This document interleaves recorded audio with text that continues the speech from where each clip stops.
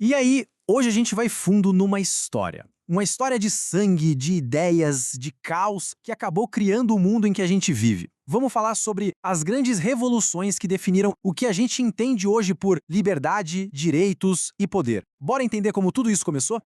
Para começar, vamos pensar numa coisa que parece óbvia, mas não é nem um pouco. De onde vêm os nossos direitos? Tipo, o direito à liberdade, à propriedade, a gente nasce com eles? Alguém nos deu? A resposta para essa pergunta, olha, ela não é nada simples. E para encontrá-la, a gente precisa voltar no tempo, para um momento em que o mundo virou de cabeça para baixo. Pensa assim, por séculos, o sistema operacional da sociedade era medieval. A verdade vinha de cima, de Deus, e era revelada pela igreja e pelo rei. Ponto final. O ser humano era visto como limitado. Mas aí, lá pelo século XVI, começa a surgir uma ideia perigosa, revolucionária. E se a verdade e o poder não viessem de Deus, mas da nossa própria capacidade de pensar, da razão? De repente, a autoridade não estava mais no céu, mas dentro da cabeça de cada um. Isso muda tudo. De repente, as pessoas podiam não só entender o mundo, mas também mudá-lo. É aqui que a nossa história começa de verdade. Porque antes de qualquer barricada na rua, de qualquer rei perdendo a cabeça, a verdadeira revolução aconteceu primeiro na mente das pessoas. Uma sementinha foi plantada, uma nova forma de enxergar o poder, a propriedade e a própria liberdade. E um dos grandes programadores dessa nova forma de pensar foi um filósofo chamado John Locke. Ele escreveu o que a gente pode chamar de código-fonte da sociedade moderna.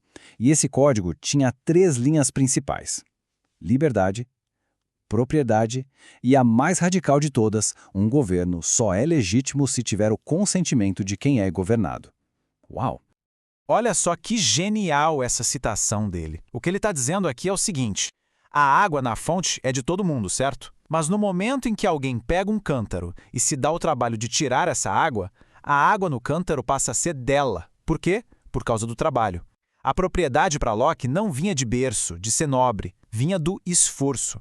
Cara, essa era uma bomba atômica no sistema de privilégios da época.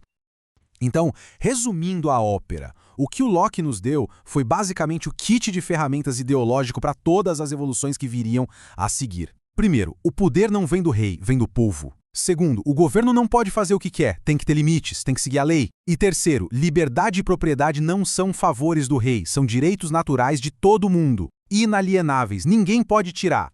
Ok, a teoria era incrível, certo? Mas e na prática? Bom, para ver isso acontecer, a gente vai para a Inglaterra. O século XVII lá foi basicamente o primeiro grande laboratório onde essas ideias explosivas foram testadas no mundo real. E que teste, hein? Foi uma loucura. O parlamento bateu de frente com o rei Charles I, aí veio uma guerra civil que rasgou o país ao meio.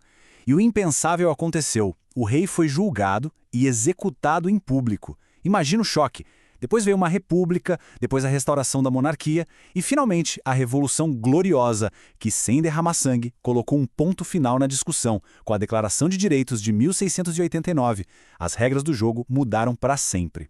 E no fim de toda essa confusão, qual foi o resultado? Uma nova regra de ouro na política inglesa. O rei reina, mas não governa. Basicamente, o monarca virou uma figura simbólica, uma espécie de rainha da Inglaterra. O poder de verdade, de fazer as leis, de governar, esse poder passou para as mãos do parlamento. Nascia ali uma nova forma de governo. Agora a gente pega um barco e cruza o Atlântico em direção à América. E aqui a história tem uma reviravolta interessante. Porque a Revolução Americana, por mais estranho que pareça, não começou porque os colonos queriam algo novo. Pelo contrário, eles estavam lutando para conservar os direitos que eles, como ingleses, achavam que já tinham. Eles se viam como os verdadeiros tradicionalistas e o parlamento britânico como o radical que estava querendo mudar as regras. O estopim de tudo foi grana. A Inglaterra saiu quebrada de uma guerra e pensou, quem pode pagar a conta? As colônias. E aí começou a vir uma chuva de impostos. Lei do açúcar, lei do selo, lei do chá. Para os colonos, o problema não era só pagar. Era o fato de que esses impostos estavam sendo criados sem que eles tivessem voz, sem representação. E isso, para eles, quebrava uma regra básica dos direitos ingleses. E aí, quem é que eles tiraram da cartola para justificar a rebelião? John Locke, de novo. A Declaração de Independência é puro Locke. A lógica era: existe um contrato social entre quem governa e quem é governado. O parlamento, ao taxar sem representação, quebrou esse contrato. E se o governo quebra o contrato, Bom, o povo tem todo o direito de demitir esse governo e criar um novo. Simples assim.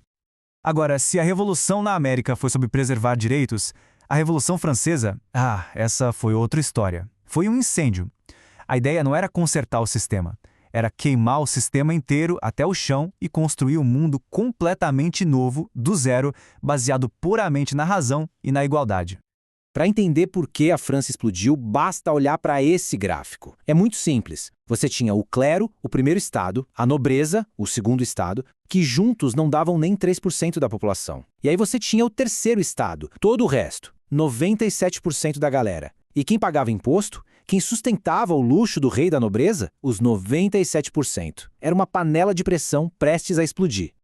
E quando explodiu, foi rápido. Tudo começou com uma exigência política, por mais representação. De repente, o povo de Paris invade a Bastilha, um símbolo do poder do rei. Logo depois surge um documento incrível, a Declaração dos Direitos do Homem e do Cidadão. Mas a coisa não parou aí. A evolução foi ficando cada vez mais radical, até que o próprio rei Luís XVI foi para a guilhotina, e a França mergulhou no chamado Reino do Terror. Mas, no meio de todo esse caos, a Revolução Francesa deixou para o mundo uma ideia de uma força inacreditável. Essa frase é o coração de tudo. Percebe a diferença? Os americanos lutavam pelos direitos dos ingleses. Os franceses disseram, não, os homens nascem e permanecem livres e iguais em direitos. Todos os homens, em todo lugar. Pela primeira vez, a promessa era universal.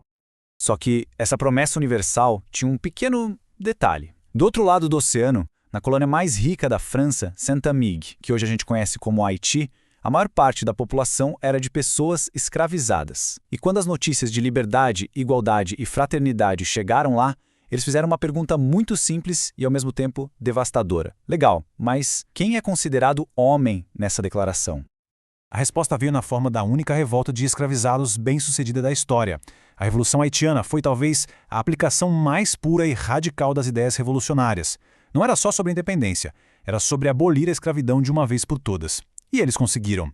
Em 1804 nasce o Haiti, a primeira república negra do mundo fundada por ex-escravizados.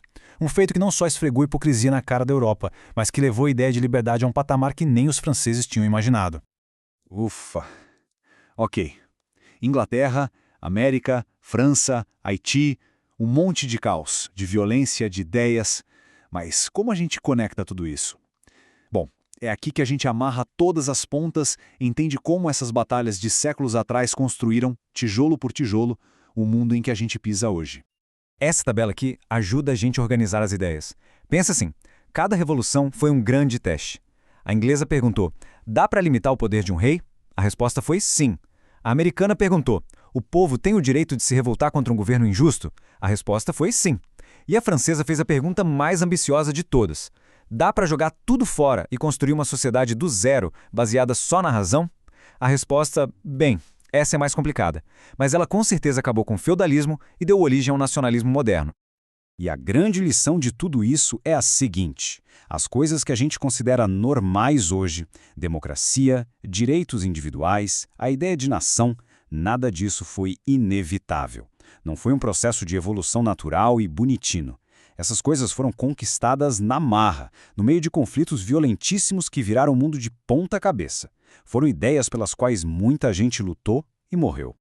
Então fica aqui uma provocação para a gente pensar. O nosso mundo de hoje é o resultado final e inevitável do progresso? Ou ele é apenas o produto de uma série de escolhas, de acidentes, de batalhas vencidas e perdidas lá atrás? A história parece dizer que o nosso presente não foi um destino, ele foi construído. E isso leva a uma última pergunta, talvez a mais importante de todas. Se o nosso mundo foi construído uma vez, quem garante que ele não pode ser reconstruído de novo?